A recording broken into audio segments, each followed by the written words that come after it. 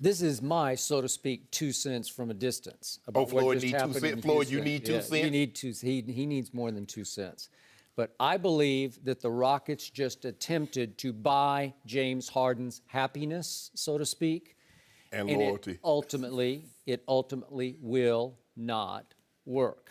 Because the truth is, cold hard facts, if you really look at what just happened, James Harden got demoted from the point guard position. And he couldn't publicly defend himself because he was over the Game 6 barrel, because he lost his leverage, because he had such a nightmarish game against my Spurs. Remember, it wound up at home 114-75. Yeah, we had like 11, 13 points, something like that. He had 10 points. It went 2 for 11 from the field, 2 for 9 from 3. Fouled out of the game, looked like he was disengaged and ultimately disinterested in the game. And the Rocket fans, Rocket Nation, obviously not happy with James Harden. And all of a sudden, Daryl Morey took that opening to run right through it and go get Chris Paul. And you're my new point guard, and you're the new center of the D'Antoni universe, as Steve Nash once upon a time was, and as James Harden was last year when he made a run at MVP. He was your MVP candidate last year. You're winner all the way through the year. And yet, he lost his point guard job. He is now a wing player for the Rockets. He's just a cog in the three-point attack system, a very, the highest paid cog in the NBA universe. But again, he's not that guy anymore. And you can pay him all this money, and you can say, let's try to keep him happy for the next X years, and let's see if we can go dethrone Golden State. But ultimately, it'll take, I'm going to guess I'll give it to January. Somewhere in January, James Harden, after some deeply frustrating game, is going to unleash on Daryl Morey in this situation, because the ball is not going to, as we just saw the ha-ha tweet from Chris Paul, the ball is no longer going to be in James Harden's hands enough.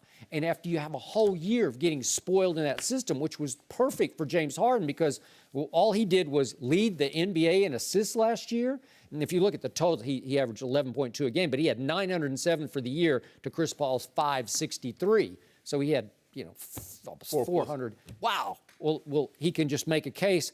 You took the ball out of my hands after we did that, and we were the breakthrough surprise team of the NBA with 55 wins last year that nobody saw coming, and I came close in the MVP race, and now this is, you're going to give him the money, but I don't think money can buy that kind of happiness, because I think he's going to be deeply unhappy by January, because it's just not what he got used to last year. Well, I think it was a no-brainer, because you're looking at a guy, Skip, that finished twice in the MVP voting in the past 2 years. Finished second. Second in the MVP voting, once to Steph and last year to Russell Westbrook.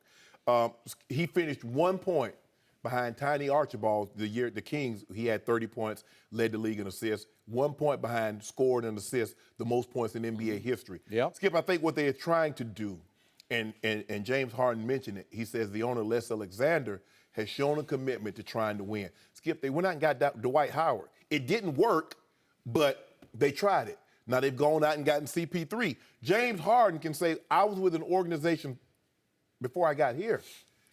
They weren't going to do everything it could to win, because to stay out of the $5 million or $10 million in the luxury tax, the Thunder, they traded me. They had the Warriors, the big three, before the Warriors actually had it. They did. And because they didn't want to go into the penalty of the luxury tax, they traded James Harden. James Harden is looking like, hold on, wait a minute. They got me Dwight Howard. That didn't work out. They went and got Chris Paul. Last year, what did they do in free agency? Ryan Anderson, Eric Gordon, trade deadline, they trade for Lou Williams. So they have shown him that they're Daryl Morey and the owner, Les Alexander, they have shown him they're doing everything they possibly can to try and win, Skip. But, Skip, it's hard. They come to you, and it says, okay, you got $58 million left on 2 years. We want to give you 4 years, $169.3 more million. Where do I sign? He's in Houston. There's no state taxes. Pay your taxes on the federal taxes, James Harden. Skip, 6 years, $228 million? I mean, when this contract is up, he'll be 33 years of age. Theoretically, he could go get another. I think we're going to look back, Skip, this is going to be a bargain. Because if Steph Curry right now is in the beginning and he's making, what, 40, $40.2, $43 million a year. Think about in 4 or 5 years where that number is going to be. And by the time James Harden, who will be 33 at the end of this contract, Skip, somebody's going to be making $50 million a year. Somebody's going to get a 5-year, Okay, 255, 50. Somebody in Houston is going to be very unhappy in the next 2 months into the season. You disagree? Well, look. How can you be happy with that? Skip. You lost your job. Do you not? Skip, he didn't lose his job. Yeah, I did. What, demote me? You gonna give me $228 million? Well, Me? okay, well then that buy your Joy, happiness? Hey, Joy, let's switch seats. They better give me $228. You get over here. I'm gonna be the host. My seat is a demotion? No, I'm saying, you want to debate Skip?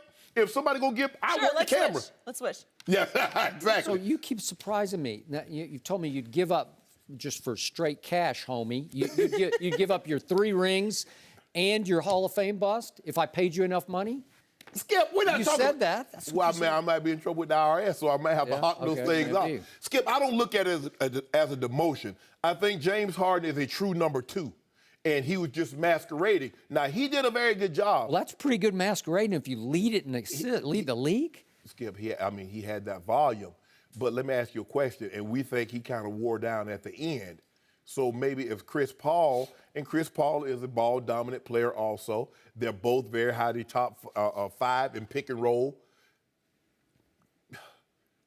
The problem is, look, you spoiled James last year. Yes. On usage rate, he knew the ball was going to be in his hands, and then he started to take pride in getting into the lane and kicking to the open sniper, right? But here, and plus now they're trying to make a trade for Carmelo. Now I think that would be a big mistake because D'Antoni already had Carmelo in New York.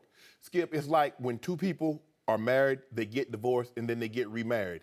The second time very seldom works because like a year or 2 in, you start realizing there was a reason I divorced your butt in the beginning. And that's what Carmelo's going to do. If he goes to D'Antoni, he's going to there's a reason I didn't like playing in your offense. I just don't. I get it from James Harden point because the organization, they're showing him that they're doing everything they possibly can to help him win. It just so happens that it's just like what everybody else was doing in the East with Michael Jordan. It doesn't matter. Golden State still has the better roster. And even all these other teams have gotten substantially better. The OKCs, the Minnesotas, the Portland and the Denver Nuggets, and whether or not you think the Houston Rockets got better with CP3 and moving Patrick Beverley, that remains to be seen. I don't. But remember, there's the whole makeup of this team changed, both emotionally and strategically, because you lost Patrick Beverley and Lou Williams and Ryan Anderson. They're going to have to move him. I just think they're going to have to move him to make all the salaries work. I do. I agree with you. So all of a sudden, you don't. What are they? Because we knew last year there were a pick and roll, James Harden getting to the basket, either finish or kick to the threes. Well, if you're moving all your 3-point shooters, what are you going to be? You're going to be a still pick and roll team, or you're going to be a pick and pop team? Because Daryl Morey places really no emphasis on the 2-point mid-range shot. It's either a 3, layup, or dunk. So you shoot mid-range, he's out on that. So I don't really know what they're going to be, Skip.